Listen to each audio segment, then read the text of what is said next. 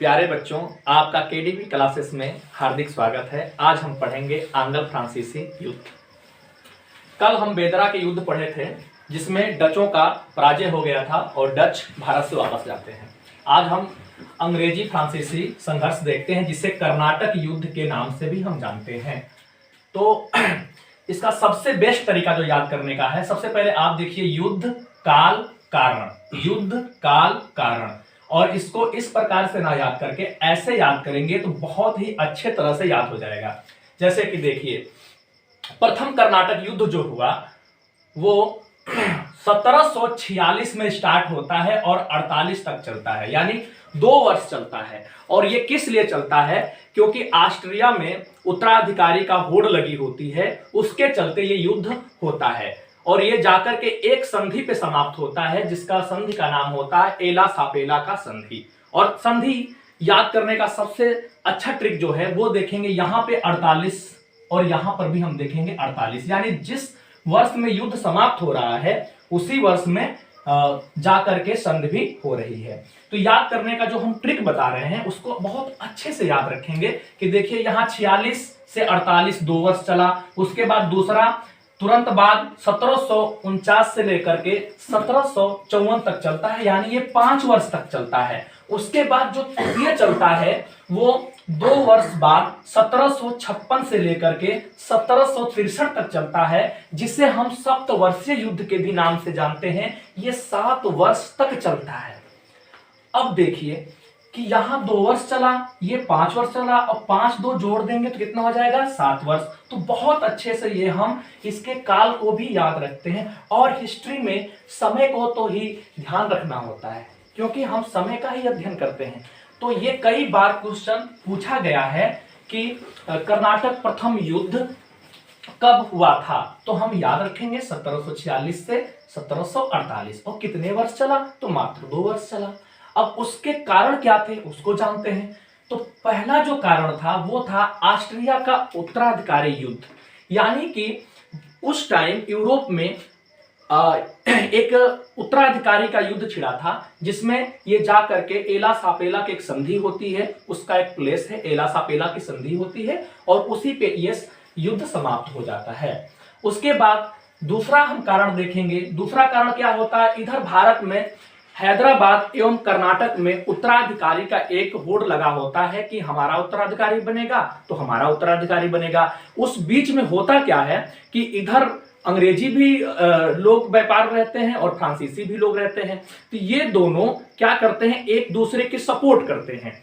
तो कुछ तो हैदराबाद वालों को सपोर्ट करते हैं और कुछ क्या करते हैं? कर्नाटक की सपोर्ट करते हैं। तो इसमें क्या होता है कि एक संधि हो जाती है लास्ट में, पांडिचेरी की संधि। इसे हम कहेंगे पांडिचेरी की संधि। और इसकी संधि कब होती है? बहुत अच्छा तरीका है याद करने का। देखिए यहाँ 54 है, यहां भी क्या है? 54 है। तो 54 यानी कि 54 में ये समाप्त हो रहा है और 54 में इसकी संधि हो गई। बहुत सिंपल सा ट्रिक है। उसके बाद तृतीय देखेंगे, ये 1756 से लेकर के 63 तक चलता है, ये 7 वर्ष तक चलता है और इसे सप्तवर्षीय युद्ध भी कहते हैं, यानी सप्तवर्षीय युद्ध भी कहते हैं। यूरोप में चलता रहता है, वहां पे ये युद्ध चलता रहता है। वहां पे एक संधि हो जाती है जिसे हम कहते हैं पेरिस की संधि, और उस पे जाकर के ये समाप्त होता है। वो पेरिस की संधि कब होती है? 1763 ईस्वी में होती है। अब इसके कुछ विशेष देखते हैं, क्योंकि इससे क्या है कि इसमें विशेषता क्या रही, तो इसे समझ लेते हैं। उससे पहले अगर आपको ये ना समझ में आया हो संधि, तो एक हम ट्रिक के माध्यम से समझा सकते हैं। संधि के लिए एक ट्रिक यहां पे हम लिख देते हैं, ए पी और पी। और ये तो अल्फाबेट में, अगर जो आप ऐसे लिखना चाहते हैं तो ऐसे लिख दे, ए पा पे, ए पा पे, ए पा पे, यहां भी लिख सकते हैं ए पा पे। तो ए पापे आप संधि के मतलब एक ट्रिक के माध्यम से संधि को याद रख सकते हैं। ए मतलब एला सापेला की संधि, पा मतलब पांडिचेरी की संधि, पे मतलब पेरिस की संधि। तो इस प्रकार से संधि को आप याद रख सकते हैं। ये ट्रिक है, वैसे आप कोई नहीं ट्रिक ही आप याद करें, लेकिन अगर ट्रिक याद हो जाए तो इससे अच्छी बात कुछ नहीं होती है।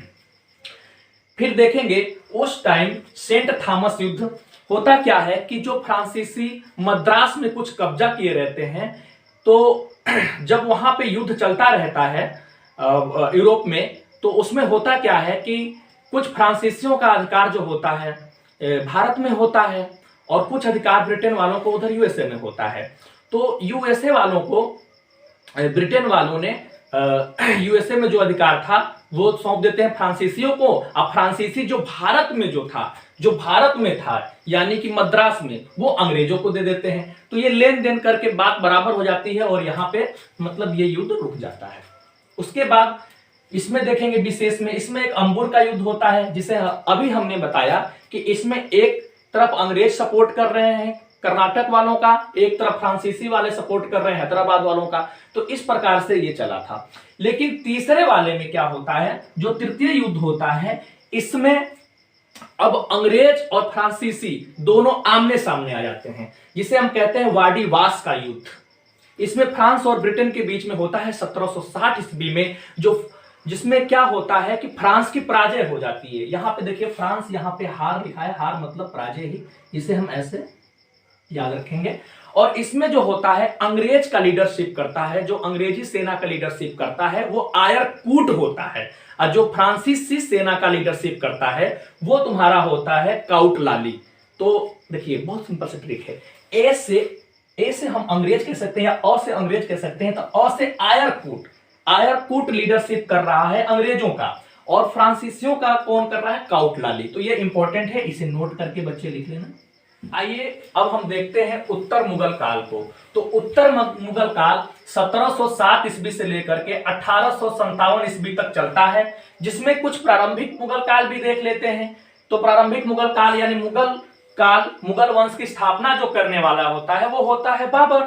तो बाबर यहां पर आता है, उसके बाद हुमायूं, उसके बाद अकबर, उसके बाद जहांगीर, उसके बाद शाहजहां, औरंगजेब, और उसके बाद तो उत्तर मुगल काल आ ही जाता है, जिसमें बहादुर शाह, जहांदार शाह, फर्रुखसियर, रफी उल दर्जात, Rafi ud-Daula, Mohammad Shah, Ahmad Shah, Alamgir second, Shah Alam second, Akbar second, Bahadur Shah second, जिसे जफर के भी नाम से जाना जाता था। तो इसे यदि हम ट्रिक के माध्यम से याद करें तो बहुत ही सिंपल तरीके से याद कर सकते हैं जितने भी मुगल वंश के शासक हुए।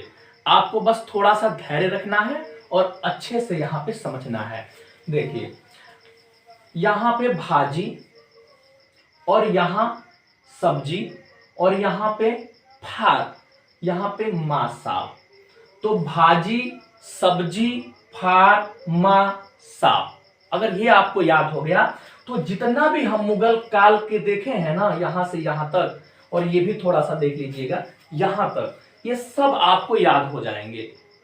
और ऐसे याद हो जाएंगे जैसे आपके जबान पे होंगे, बिल्कुल जबान पे। देखिए बी से बाबर, एच से हुमायूं, ए से अकबर, जे से जहांगीर, एस से शाहजहां, ए से औरंगजेब, बी से बहादुर शाह प्रथम, जे से जहांदार शाह, ए से फर्रुखसियर, आर से आपको यहां थोड़ा सा देखना होगा कि ये दोनों रफी उल और रफी उद आर से, इसीलिए हमने इसको आर से दर्शा दिया है। तो एक कह देंगे रफी उल और एक से कह देंगे रफी उद। फिर एम से मोहम्मद शाह, फिर ए से तुम्हारा अहमद शाह, फिर ए से आलमगीर, फिर एस से शाह आलम, फिर ए से अकबर सेकेंड, फिर बी से बहादुर शाह सेकेंड, यानी उसे बहादुर शाह जफर भी कहा गया। तो आप देख रहे हैं कितने आसानी से हम इसे याद कर पाए। इस ट्रिक को अगर आप अपने दिमाग में ले लेंगे तो बहुत अच्छे से इसे याद कर लेंगे। और अब हम देखते हैं कि जो बाबर का जो शासन काल था कहां था। तो बाबर का शासन काल कहां से कहां था, 1526 से 1530, जो कि आपको स्क्रीन पे दिखाई दे रहा होगा। फिर हुमायूं 1530 से 1556, अकबर आते हैं, हुमायूं के लड़के अकबर होते हैं, बहुत महान होते हैं, महान लिख देते हैं, इतने महान होते हैं कि ये कहते हैं एक आंख मेरी मुस्लिम है तो एक आंख मेरी हिंदू है, ये बोलते थे। फिर जहांगीर आते हैं 1605 से 1627।